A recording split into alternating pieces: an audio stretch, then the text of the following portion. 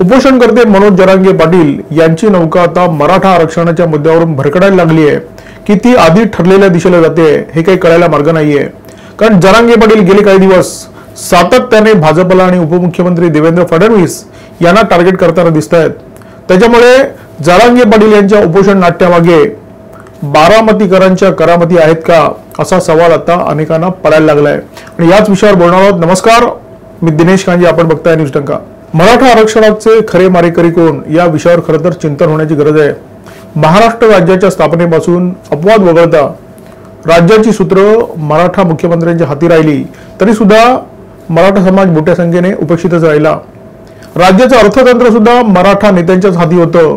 शिक्षण सम्राट, साखर सम्राट, सहकार सम्राट या लोकांच्या हाती राज्याची आर्थिक सत्ता होती, परंतु तरी सुद्धा मराठा समाज उपेक्षित राहिला, विपन्नावस्थेत राहिला। शरद पवार स्वतःबद्दल खूप कौतुकाने अनेकदा सांगत असतात की मी 4 वेळा राज्याचा मुख्यमंत्री राहिलो, परंतु 4 वेळा राज्याचा मुख्यमंत्री राहून सुद्धा तुम्हाला मराठा आरक्षणाचा प्रश्न सोडवता का आला नाही, त्याच्याबद्दल शरद पवारांनी कधी तोंड उघडलंय असं आपल्या ऐकिवात नाहीये। जरांगे पाटील सुद्धा हा प्रश्न कधी विचारताना दिसत नाहीयेत। जेव्हा शरद पवार पहिल्यांदा जरांगे पाटील यांना भेटायला गेले, म्हणजे जरांगे पाटलांचं उपोषण सुरू झाल्यानंतर शरद पवारांनी जेव्हा त्यांची पहिल्यांदा भेट घेतली तेव्हा जरांगे पाटील यांच्या आजूबाजूला जे कार्यकर्ते होते मराठा समाजाचे ते खवळले आणि त्यांनी घोषणा द्यायला सुरुवात केली, दुरी तिरी एक्का। पुढचं वाक्य मी काही बोलत नाही, आपल्याला ते माहिती आहे। परंतु जरांगे पाटलांचा चेहरा मात्र शरद पवारांच्या आगमनाने प्रचंड खुलला। जरांगेंनी शरद पवारांचं जाहीर कौतुक केलं, शरद पवारांच्या ऊर्जेबद्दल ते तोंड भरून बोलले। मराठा समाजाला आरक्षणाची गरज आहे असं ज्यांना मनापासून कधीही वाटलं नाही त्या शरद पवारांच्या बद्दल जरांगेंच्या मनामध्ये असलेलं आपुलकी, प्रेम, ममत्व हा त्यांचा वैयक्तिक विषय असू शकतो। एखाद्या माणसाला एखादा माणूस का आवडतो याचं उत्तर अनेकदा सापडू शकत नाही, परंतु त्या जरांगेंना उपमुख्यमंत्री देवेंद्र फडणवीस यांच्याबद्दल इतका प्रचंड आकस का याचं मात्र उत्तर सापडताना दिसत नाहीये। कारण मराठा आरक्षणासाठी ज्या नेत्याने प्रामाणिकपणे प्रयत्न केले तो नेता म्हणजे देवेंद्र फडणवीस। गेल्या काही दिवसातील जरांगे पाटील यांची देवेंद्र फडणवीस यांच्याबद्दल विधानं जर आपण ऐकली तर जरांगे पाटील यांनी देवेंद्र फडणवीस यांची सुपारी घेतली आहे की काय आणि ते जाणीवपूर्वक फडणवीसांना टार्गेट करतायत की काय असा प्रश्न आपल्याला स्वाभाविकपणे पडू शकतो। आम्ही तुम्हाला भाऊ म्हणतो, परंतु हा भाऊ जर दंडुका घेऊन आला तर आम्हाला सुद्धा आमच्या मर्यादा सोडाव्या लागतील आणि याची जबाबदारी सर्वस्वी राज्याचे मुख्यमंत्री आणि दोन्ही उपमुख्यमंत्र्यांकडे असेल आणि त्यातल्या एका मुख्यमंत्र्याला काड्या करण्याची जरा जास्त सवय आहे। हे जरांगे पाटील यांचं विधान आहे आणि या विधानामध्ये सरळ सरळ त्यांनी देवेंद्र फडणवीस यांच्याकडे बोट दाखवलेलं दिसतं। जरांगेंचं हे एकमेव विधान नाहीये, अशी विधानं ते सातत्याने करतायत आणि या विधानांच्या मागे एक निश्चित अजेंडा आहे। मराठा समाजाचा दम निघत नाहीये, मराठा समाज तापट आहे। तुम्हाला जर आरक्षणासाठी वेळ हवा असेल तर मला बोलता येत आहे, तोपर्यंत माझ्याकडे चर्चेसाठी या। मराठा समाजावर शाळे असेल तर गुन्हे दाखल करू नका आणि दाखल केलेले गुन्हे तात्काळ मागे घ्या, ही जरांगे पाटलांची काही विधानं आहेत। खरं तर ही विधानं नाहीच आहेत, ही जरांगेंची मुक्त फळं आहेत। जरांगेंचं असं म्हणणं आहे की मराठा समाजाचा दम निघत नाही आणि मराठा समाज तापट आहे। आमचं असं अजिबात म्हणणं नाहीये। आमचं म्हणणं आहे की मराठा समाज हा सुसंस्कृत आहे आणि संयमी आहे, म्हणून मराठा आरक्षणासाठी लाखालाखाचे मोर्चे निघाले, परंतु या मोर्चामध्ये जाळपोळ आणि हिंसाचार तर सोडाच, साधी धक्काबुक्की सुद्धा झाली नाही। मराठा समाजाने आपल्या अभूतपूर्व शिस्तीचं प्रदर्शन केलं आणि समाज हितासाठी आपण कटिबद्ध आहोत याचं सुद्धा दर्शन घडवलं। मग आता जरांगे पाटील यांचं उपोषण सुरू असताना जाळपोळ करणारे, लोकप्रतिनिधींना टार्गेट करणारे, एखाद्या विशिष्ट समाजाला टार्गेट करणारे, मालमत्तांचं नुकसान करणारे, गाड्या फोडणारे हे लोक कोण आहेत? जरांगे वारंवार म्हणतायत की हिंसा करणारे लोक आमचे नाहीयेत, आमचे लोक हिंसा करूच शकत नाहीत, परंतु जेव्हा बीडमध्ये एका लोकप्रतिनिधीचं घर जाळण्याचा प्रयत्न करणाऱ्या म्हणजे जाळणाऱ्या लोकांच्या विरोधात गुन्हा दाखल झाला तेव्हा जरांगे पाटलांची फडफड का होते आणि त्यांच्या विरोधात दाखल केलेले गुन्हे मागे घेण्यासाठी जरांगे पाटील दबाव का आणतायत? बीडमध्ये जाळपोळ झाल्यानंतर उपमुख्यमंत्री देवेंद्र फडणवीस जे राज्याचे गृहमंत्री सुद्धा आहेत त्यांनी स्पष्टपणे इशारा दिला की जाळपोळ करणाऱ्यांवर कठोर कारवाई करू आणि त्याच्यानंतर जरांगे पाटील यांनी हे विधान केलेलं आहे। ज्यांनी जाळपोळ केली त्यांचं समर्थन करण्याचा आणि त्यांचा बचाव करण्याचा प्रयत्न जरांगे पाटलांनी केलेला आहे। म्हणजे जरांगेंचं म्हणणं तरी काय, जे लोक जाळपोळ करतायत, जे लोक एखाद्या घराला जाऊन त्यातल्या घरातल्या लोकांना जिवंत जाळण्याचा प्रयत्न करतायत, त्यांच्या विरोधात कायद्याचा बडगा उगारायचा नाही तर त्यांची पूजा करायची काय? देवेंद्र फडणवीस काड्या करतायत असा जरांगेंचा दावा आहे हा संताप ते शरद पवारांच्या विरोधात दाखवत नाहीत. शरद पवार जेव्हा त्यांना भेटायला येतात तेव्हा जरांगे त्यांचं हसत खिदळत स्वागत करतात, त्यांच्या ऊर्जेचं कौतुक करतात. याचा अर्थ स्पष्ट आहे की आपल्या जातीच्या माणसाने शेण खाल्लं तरी त्याची तरफदारी करायची, तरी त्याची प्रशंसा करायची, परंतु दुसऱ्या जातीचा माणूस जर आपल्या जातीच्या उद्धारासाठी प्रामाणिकपणे प्रयत्न करत असेल, मेहनत करत असेल आणि निष्ठेने तो विषय पुढे नेण्याचा प्रयत्न करत असेल तरी सुद्धा त्याला टार्गेट करायचं. याला निव्वळ जातीयवाद, नाहीतर दुसरं काय म्हणायचं. जरांगेने दावा केलाय की मराठा समाजाचा दम निघत नाही आणि मराठा समाज तापट आहे, परंतु आमचं असं म्हणणं आहे की जरांगेंचा दम निघत नाही आणि जरांगे तापट आहेत. आणि जरांगे खरोखर जर इतके तापट आहेत तर त्यांनी शरद पवारांना 4 शिव्या घालून दाखवाव्यात की, परंतु जरांगे असं करणार नाहीत.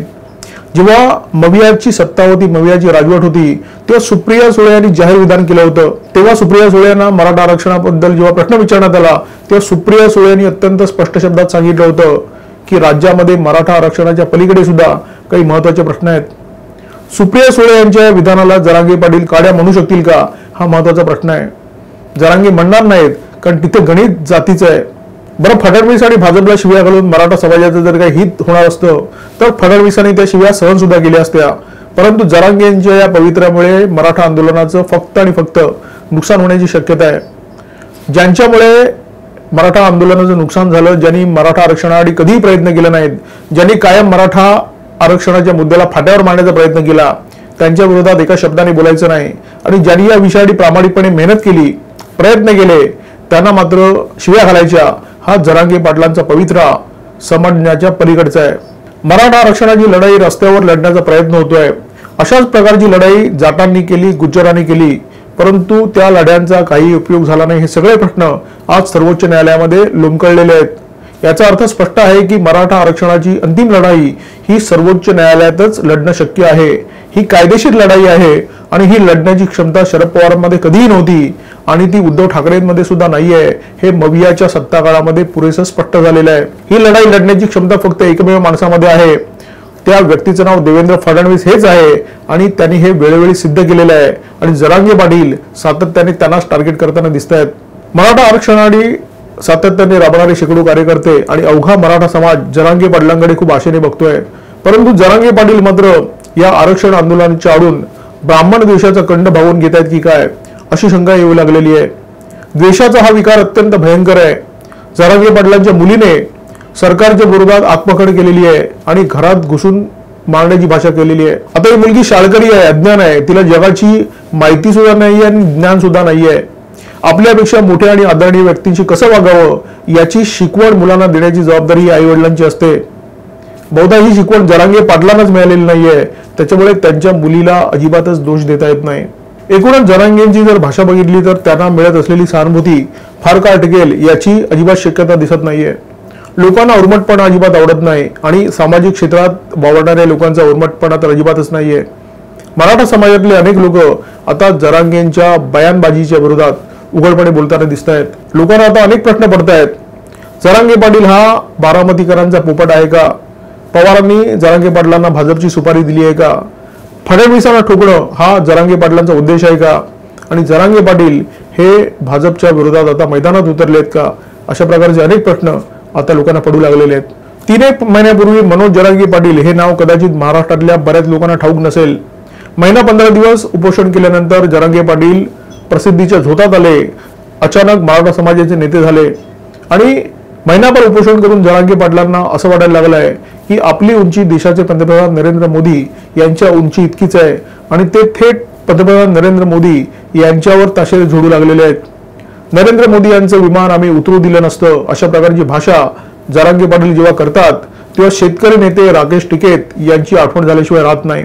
शेतकरी आंदोलन जेव्हा जोरात होतं तेव्हा चॅनलवाल्यांचा सगळा प्रकाश झोत राकेश टिकेत यांच्यावर होता. त्यांच्या आजूबाजूला कायम लोकांची गर्दी असे आणि लोकांची गर्दी असल्यामुळे नेत्यांची गर्दी सुद्धा असे. जो कॅमेराच्या समोर असतो, जो कायम टीव्हीच्या स्क्रीनवर दिसतो, नेते त्याच्याकडे रांग लावतात आणि राकेश टिकेत यांच्याबद्दल सुद्धा हेच झालं. परंतु शेतकरी आंदोलन बरेच दिवस चाललं आणि त्याच्यातला चॅनलवाल्यांचा इंटरेस्ट हळूहळू कमी होऊ लागला आणि हळूहळू राकेश टिकेत यांच्या समोर जे कॅमेरे आहेत त्यांची संख्या सुद्धा कमी होऊ लागली आणि टीव्हीच्या स्क्रीनवर त्यांचं जे दर्शन होत आहे ते सुद्धा हळूहळू अदृश्य होऊ लागलं. स्वाभाविकपणे त्यांच्या बाजूला जी गर्दी आहे म्हणजे कॅमेरामध्ये ज्यांना राकेश टिकैत यांच्यासोबत चमकण्याची हौस होती, असे लोक सुद्धा कमी होऊ लागले, नेत्यांची रांग कमी होऊ लागली आणि आज अशी परिस्थिती आहे की राकेश टिकैत यांची कोण आठवण सुद्धा काढताना दिसत नाहीये। जरांगे पाटील यांनी स्वतःचा राकेश टिकैत होऊ नये याची काळजी घेण्याची गरज आहे। त्यामुळे उन्हापुऱ्या महिन्याभराच्या तपश्चर्येच्या जोरावर ज्या नरेंद्र मोदींनी आपली उभी हयात या देशाआधी खर्च केली, त्या नरेंद्र मोदींवर तोंडसूक घेण्याचा प्रयत्न जरांगे पाटील यांनी करू नये। मराठा आरक्षणाचा प्रश्न सोडवण्याची क्षमता शरद पवारांमध्ये कधी नव्हती आणि ती आताही नाहीये। हा प्रश्न फक्त आणि फक्त पंतप्रधान नरेंद्र मोदी आणि देवेंद्र फडणवीस सोडवू शकतात। त्याच्यामुळे या दोघांना लक्ष करताना आपण मराठा आरक्षणच्या आंदोलनाचं कुठेतरी नुकसान करतोय याची कायम जाणीव जरांगे पाटलांनी बाळगण्याची गरज आहे। न्यूज डंकाच्या व्हिडिओमध्ये तुर्तास इथेच थांबतो। व्हिडिओ जर आवडला असेल तर लाईक करा, शेअर करा आणि अशा प्रकारच्या माहितीपूर्ण व्हिडिओसाठी सबस्क्राईब करा आमचा YouTube चॅनल। नमस्कार आणि धन्यवाद। आमचा व्हिडिओ जास्तीत जास्त लाईक करा, शेअर करा आणि आमचे YouTube चॅनल सबस्क्राईब करा। धन्यवाद।